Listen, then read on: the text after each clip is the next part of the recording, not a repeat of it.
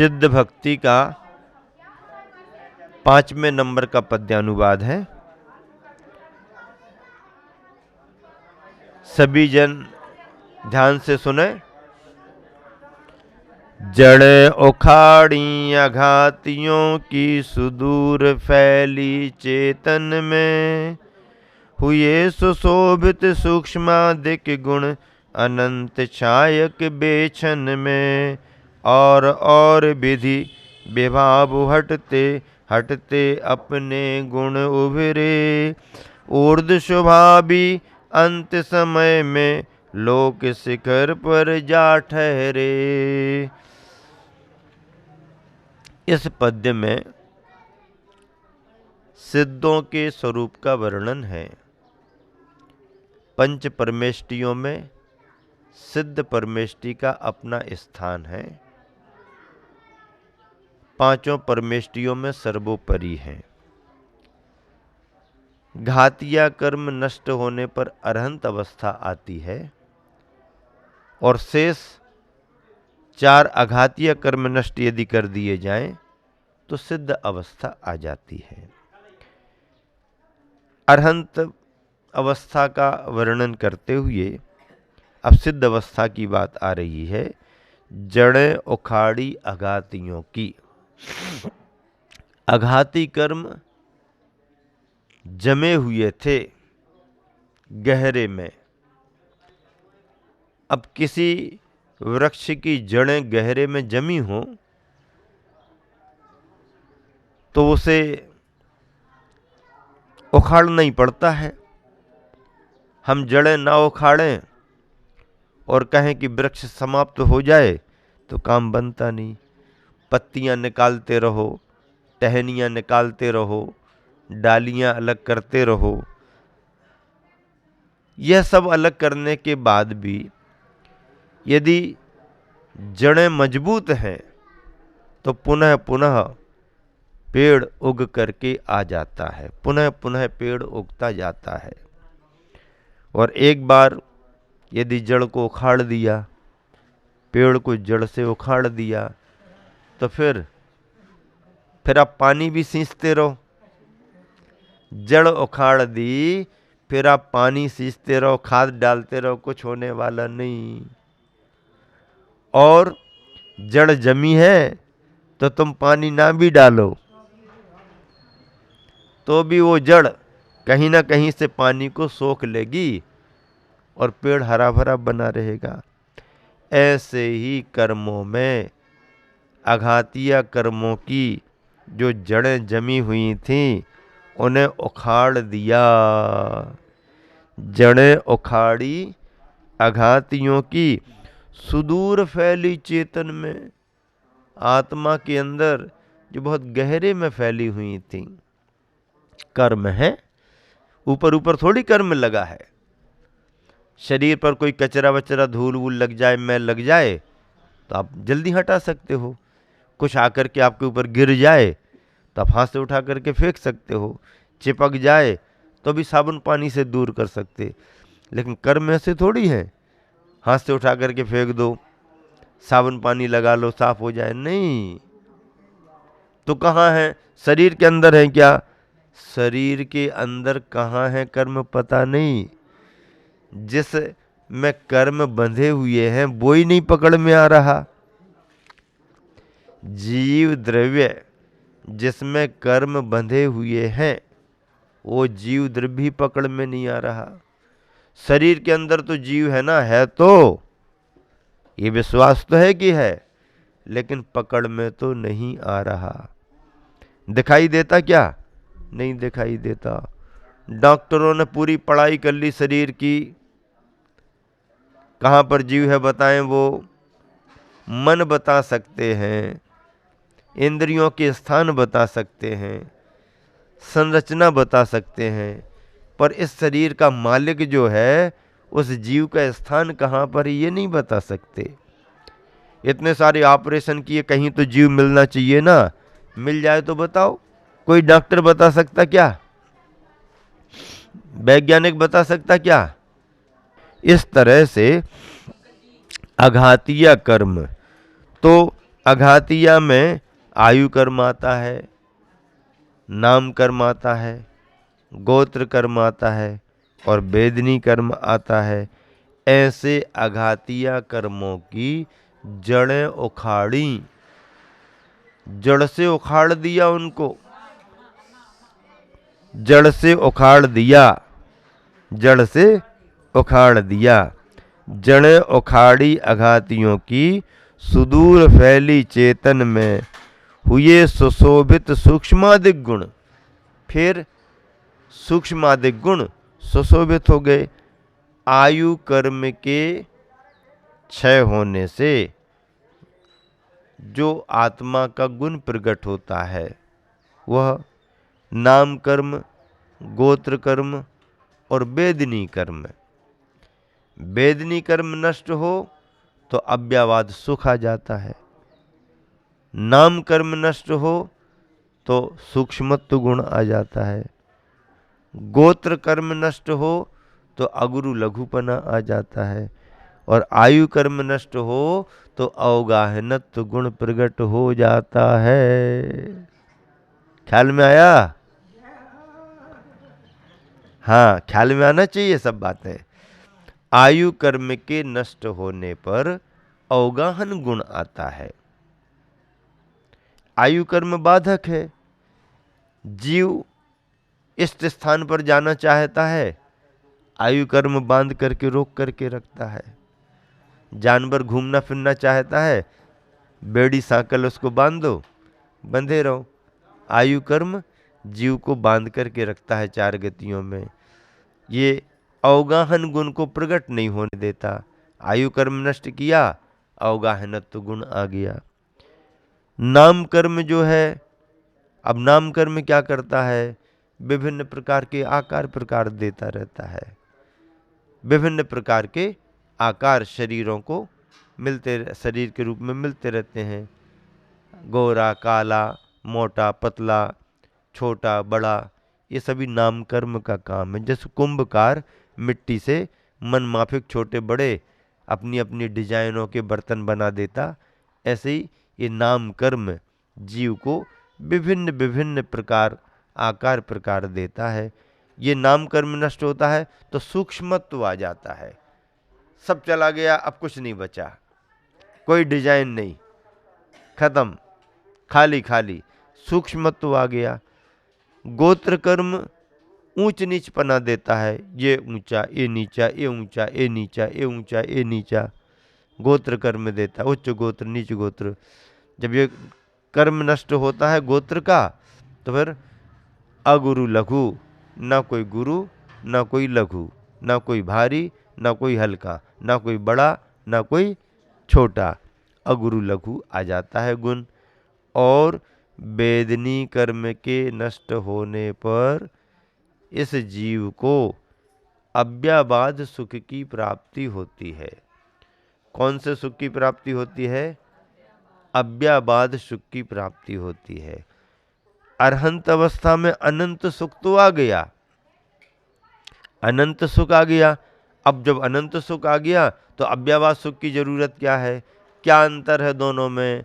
अनंत सुख का मतलब है उनको अपने सम्यकित स्वरूप की प्राप्ति हो गई, अपने सम्यक स्वरूप की प्राप्ति हो गई, वह सुखी हो गए स्वरूप की प्राप्ति होने पर। लेकिन अभी वेदनी कर्म मौजूद है, अरहंत अवस्था में भी अघातिया कर्म का वेदनी कर्म मौजूद है, तो वह वेदनी कर्म साता असाता के रूप में उदय में आता रहता है। तो अरहंत अवस्था में अनंत सुख तो है, अव्ययवाद सुख नहीं है, क्योंकि वेदनी कर्म अघातिया के रूप में मौजूद है। और जैसे ही अघातिया का ये वेदनी कर्म नष्ट होता है तो अव्ययवाद सुख प्रकट हो जाता है। अव्ययवाद सुख का मतलब है अब कोई किसी प्रकार की बाधा नहीं। वेदनी कर्म में साता और असाता दोनों हैं, तो केवल ज्ञान अवस्था में भी साता के उदय के साथ साथ असाता का उदय भी आ सकता है। तो आप कहोगे असाता का उदय है तो केवली भगवान दुखी हैं क्या? दुखी तो नहीं है, पर असाता का उदय भी माना गया है। तो क्या उनको कुछ अनुभव में आता होगा? अनुभव में भी नहीं आता है, लेकिन उदय में तो बताया है। उदय में है तो अनुभव में क्यों नहीं आएगा? अरे भाई, हैलोजन लगा हुआ है और उसी के बाजू में 0 वाट का बल्ब लगा हो, तो हैलोजन का प्रभाव रहेगा कि 0 वाट का है? हैलोजन, हाय हैलोजन, हैलोजन, किसका असर पड़ेगा? हैलोजन के सामने 0 वाट का क्या मतलब है? कुछ नहीं। लेकिन प्रभाव भले ना हो, पर अस्तित्व तो है। प्रभाव उसका भले ना हो, पर अस्तित्व तो उसका है, स्वीकार करना पड़ता है। टिमटिमात तो है ही, अस्तित्व तो उसका बना हुआ है। तो ऐसे ही अरहंत अवस्था में वेदनी कर्म का उदय होने के कारण साता असाता के रूप में उसकी सत्ता को स्वीकार किया गया है, किंतु साता वेदनी का प्रभाव तीव्र होता है, उसके सामने असाता का अनुभव नहीं होता।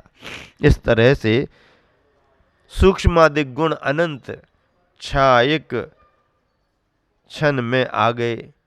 जो भी गुण आए वो छायक भाव को लेकर के आए।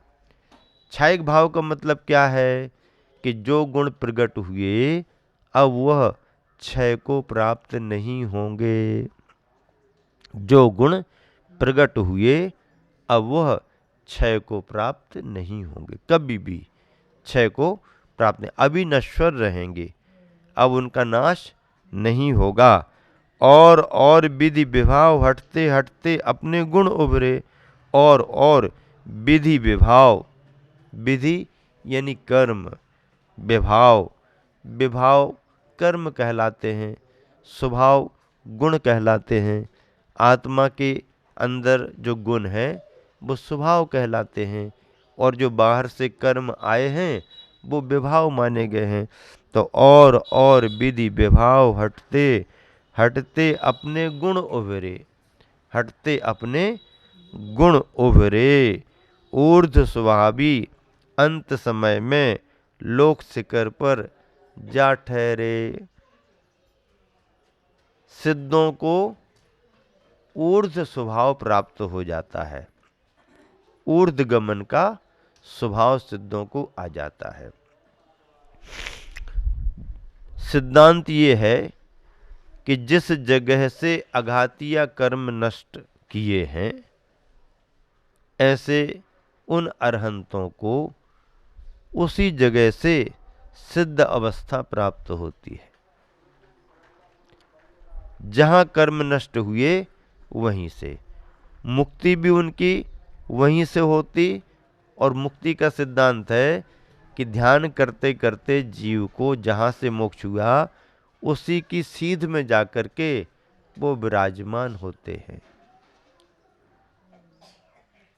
खड़गासन मुद्रा से मोक्ष हुआ तो आत्म प्रदेश खड़गासन में रहेंगे। पद्मासन मुद्रा से मोक्ष प्राप्त हुआ तो आत्म प्रदेश पद्मासन मुद्रा में रहेंगे, ठीक सीध में जाकर के। हाँ, गुरुवर आचार्य श्री का संस्मरण याद आता है बार बार।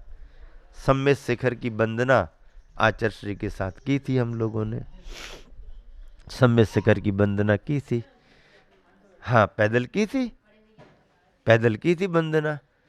तो जनवरी का समय, लास्ट जनवरी और फरवरी, तो उसमें ठंडी तो थी, लेकिन सुबह सुबह आचार्य श्री निकलते थे, पूरा संघ वंदना करने को जाता था। तो प्रारंभ में चढ़ाई थोड़ी कठिन तो पड़ती है, पहले दिन से दूसरे दिन कम होती, दूसरे तीसरे दिन कम होती। मन मजबूत रखा तो वंदना हो जाती, और मन कमजोर कर लिया वो तो 5 मिनट का खेल रहता है। उठते समय नहीं जाने ही जाना है, वंदना करेंगे तो चले जाओगे, थोड़ा सा थकान सी लग रही है, जम नहीं रहा तो बस फिर रुक गए। तो संग वंदना करता था। आगे बढ़े, जंगल को पार करते करते पहले गंधर्व नाला, शीतल नाला, सीता नाला, फिर गौतम स्वामी की टोंक पर पहुंच गए, फिर वंदना शुरू कर देते। तो प्रत्येक टोंक पर जाकर के आचार्य श्री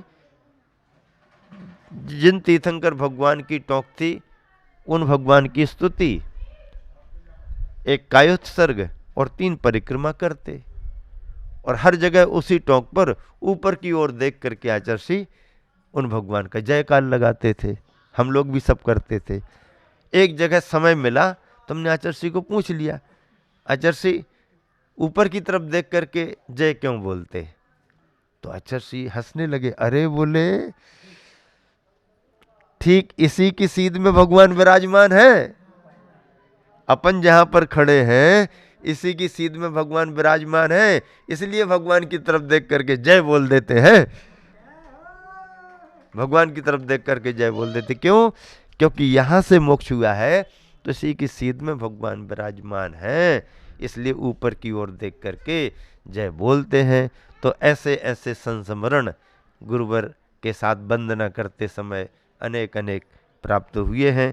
ऊर्ध्व स्वभावी वो अरहंत परमात्मा जब सिद्धत्व पद को प्राप्त करते हैं तो लोकांत विराज में क्षण में जा ऊर्ध्व गमन करते हैं। और कहाँ तक ऊर्ध्व गमन करते जाते? जहाँ तक धर्मास्तिकाय रहता है, लोक के अंत में जाकर के विराजमान। बात भले जहाँ आ जाती हैं वहाँ पर रुक जाते हैं। इस तरह से सिद्ध शिला पर सिद्धालय में भगवान विराजमान रहते हैं। ऊर्ध्व स्वभावी अंत समय में लोक शिखर पर जा ठहरे, लोक के शिखर पर जाकर के ठहर जाते हैं, रुक जाते हैं, उसके आगे फिर नहीं जाते। प्रश्न अपन ये उठाएं कि जब स्वभाव प्रकट हो गया है तो और आगे आगे बढ़ना चाहिए। अरे भैया, स्वभाव प्रकट होने के बावजूद भी निमित्त का अभाव है तो उपादान को भी उतना ही काम करना पड़ता है। उपादान से भी उतना ही काम होता है जितना निमित्त है। हाँ, रेल में, इंजन में बहुत आगे बढ़ने की शक्ति है, लेकिन अब पटरी नहीं है तो क्या करेंगे? गाड़ी को तो रुकना पड़ेगा। ऐसे ही सिद्धों में ऊर्ध्वगमन करने का स्वभाव तो है, लेकिन धर्मास्तिकाय रूप पटरी का अभाव होने के कारण लोक के अंत में जाकर के वो ठहर जाते हैं। और जहाँ ठहरते हैं वहाँ अनंतानंत काल तक एक जैसे स्वभाव में स्थिर बने रहते हैं। आपका समय हो गया, इसी शुभ भावना से विराम देता हूँ। महावीर भगवान की।